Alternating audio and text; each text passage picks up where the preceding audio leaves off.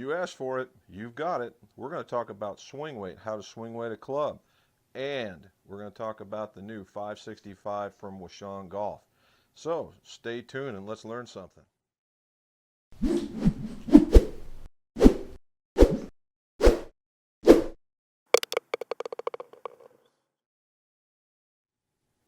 Hi, welcome back to the McGolf shop. And on one of my videos, I got asked about how to swing weight a golf club.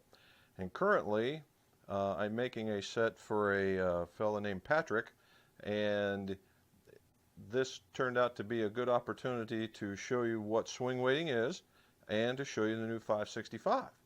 So, swing weighting. What is swing weighting? Well, you know, everybody gives a level of importance to swing weight. And swing weight is really truly about how you measure the heft of the club. How does it feel when you pick it up? So when you pick this thing up, how heavy does it feel? Because it's measured on a 14-inch fulcrum. And I'm going to show you this here in a second. A little history about swing weight. Back in the 30s, a gentleman named Mr. Adams actually came up with the idea of a swing weight scale. And the design of that swing weight scale truly hasn't changed since the 30s. Now, you might see some digital stuff attached to it, but the way that it works, and if you look at the hand drawing in the patent office, it's very much like a lot that are already out there. In the mid-40s, Kenneth Smith, who we really give credit to bringing the swing weight scale to life, came up with the swing weight scale. And on the scale, and they were called a scale because of the scale that's on the machine. So it goes from A, B, C, D, and F, and in between those letterings is 1 through 10. So you have D1, D2, D3, all the way up to D9, then it goes to E0 again. So, and that became basically an industry standard, one of the very few that are out there. Well, shortly after that, in about the 50s, he came out with what they call the official scale. And the official scale was based on a 12-inch fulcrum. And the scale on it was in ounces. So that one really never got adopted. And because everybody's using the 14-inch scale, really, and everybody knew what D2, D3 meant, at least in their mind, they knew what it meant. And that was called a low rhythmic scale, not logarithmic, but low rhythmic scale. Now, in addition to that, things have gotten a little bit better, and now they have what's called a pro-rhythmic scale. And what is that? Well, the pro-rhythmic scale is nothing more than a low rhythmic scale with the added bonus to be able to measure dead weight, meaning you can put it on a scale, and I just happen to have one of those here with me. So what I'm going to show you is I'm going to show you our swing weight scale, how we have it set up, and then we're going to show you how that works, and then how I actually swing weight a club. Now, going back, remember, it is how this thing balances from a 14-inch fulcrum from here. Now, how do you know what you like and what you need? We'll go over that here in a second. So let me move you over here so we can see the swing weight scale, and then we'll talk about that and move on to something here in a little bit. So give me a second. Okay, it says golf club scale. It's pretty easy to figure out what we're looking at. And if you take a look, you'll see right there, that's the weight that we use to determine the D scale. So I'm going to get a golf club, and we'll see. Let's see, what do I got? This standard issue golf club right here. And you put it on here, get it into balance. You see how it moves up? That swing weight moves up there. So we need to move this over until it balances right there in the middle. And we're pretty close. So if you look, if you can get in close, I don't know if you can see this. If you look right down in here, I have a little bitty notch. Let me see if I can move you to it. It'll get you a little closer. There's a notch on there. And that notch is where you point that to. So this ends up being a D2. So how is swing weight affected? Well, you can put weight in the back of the club, or you can put weight in the front of the club. If you put weight in the front of the club, it'll do this. If you put weight in the back of the club, it'll do that. And it all depends on the type of golfer that you are. Now, I said the pro-rhythmic scale. If you look right here, see how it's got the grams? So if I wanted to weigh an individual head or a piece or something along that lines, I could put that on it, and then I could move it way down here. And then I could measure what it is that I wanted. See how it's starting to move a little bit? Now I don't normally do this because I have a good digital scale, but when they didn't have that, this was a really good way of doing things. So, Pro Rhythmic Scale. There's plenty out there, different models and shapes. You just find the one that you like. All right, so this is your, and that's a pretty good scale. Now there are different kinds. They have a shadow scale, which instead of having all of this right here,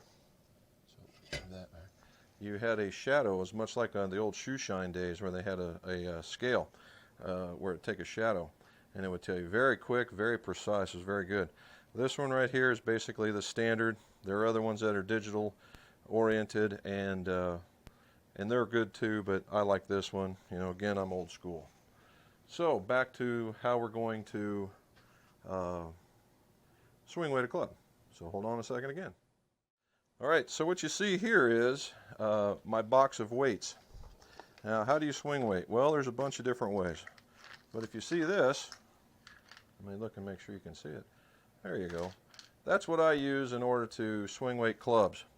Now, different weights for different strokes for different folks, different weights for different heads. So if I had a golf club head that needed an iron weight put in it, then I would do something like this. See how it got a big honking hole, you got a big honking weight, slides right in there, and then what I would do is I would glue it in there so it wouldn't rattle around, and you'd be good to go. Now, you say, well, that's great, Jim, but what about the end of a graphite shaft? Well, good question. They make graphite shafted weights. Have you noticed the hole on the end of a weight? It's a little smaller, and we give them one that looks like that. Notice the shaft? So that goes right in there, and that sits right there. Okay? And that's how you would weight into graphite.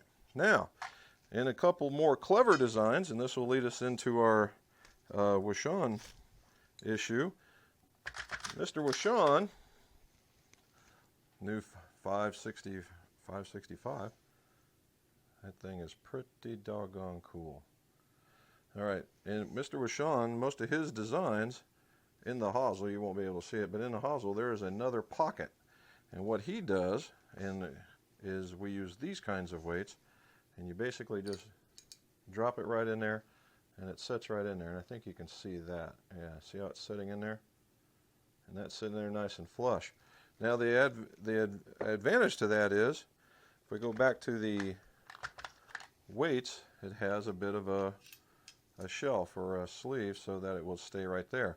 So it's just a little extra length that you have to cut off. Now if you're doing a big graphite, and this is a used one, a big graphite, that's about all this right here. This is extra length that you'd have to take off in order to do your frequency and your length. So you have to be really careful about doing this swing weighting. So that would be, how we get it in there. Now there's other ones. It's hot glue, and the hot glue is where you would take it into a club head, much like this. You would find the weight port. You'd find the weight port, and whether it be in here or in a little, you'd see it in a little black dot on the back, or in some that don't have the hosels, but they have the adjustabilities, you can get down into there. And you take this hot glue melt and you inject it, and it has tungsten related impregnated glue that doesn't quite dry all the way, and you get it inside. A little more difficult, but it is very clean, and you can really place the weight anywhere into the bottom. You just have to use a lot of heat in order to move it around. Definitely for only of the skilled. So I'm going to move you back now, and then we'll talk a little bit more of what swing weight does. All right, so they say it's the measure of the heft, and they would be correct. And so, well, is it very important? Well, to me, swing weight's important to ensure I have a consistency of a build and that the clubs will match you to the way that you swing. just in general, I get a little more detailed in the fittings, but in general, if you're very violent or very, very strong, you would like a heavier swing weight. And that way, when you get into your backswing, you can still feel where the club is in your swing. And conversely,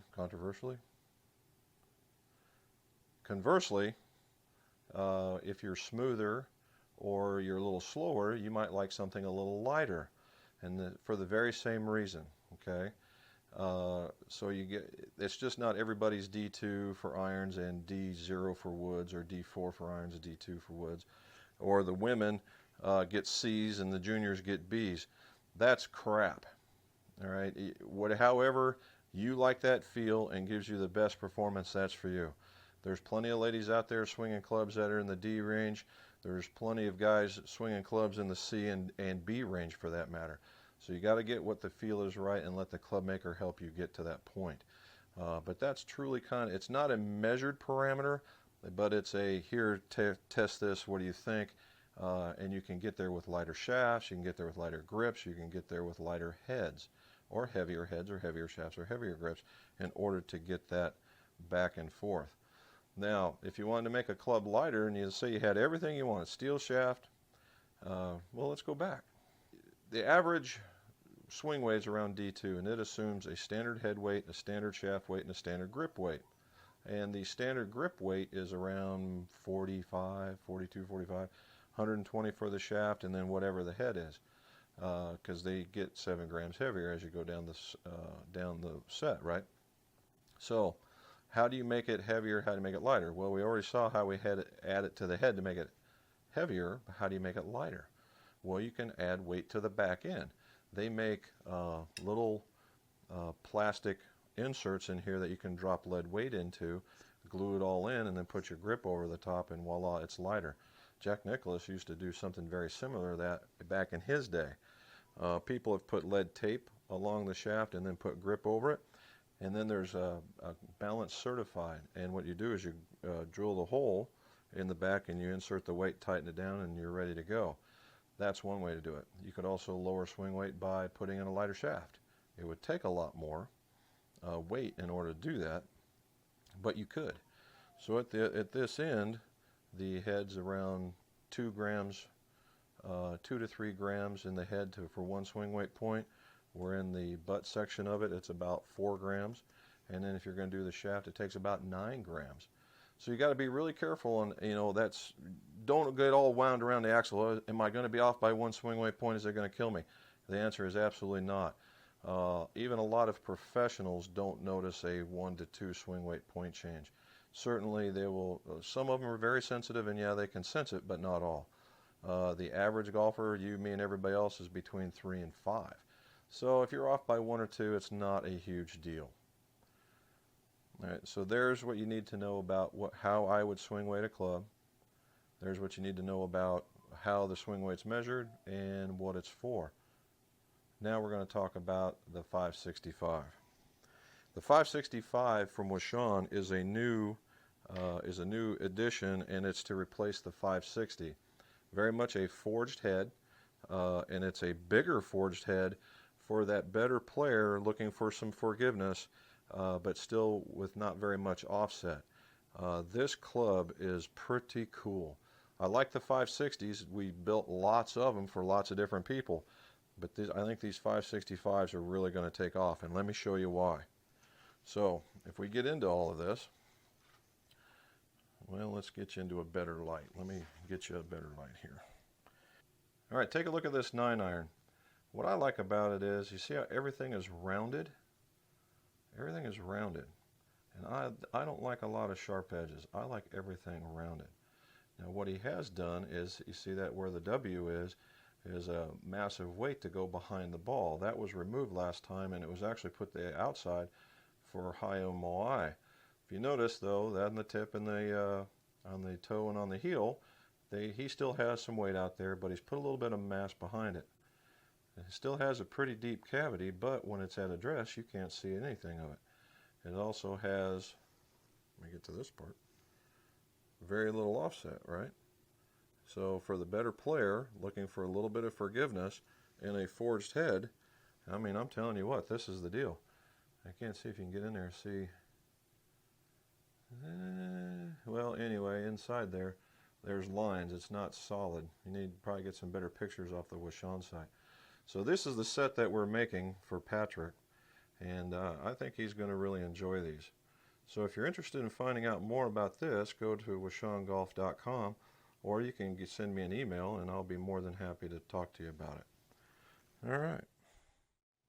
All right, so that was all about swing weight, how we do the swing weight of clubs. Yep, that's loud. How we get it into the club heads and what it does to the clubs when you do it, why they're for that.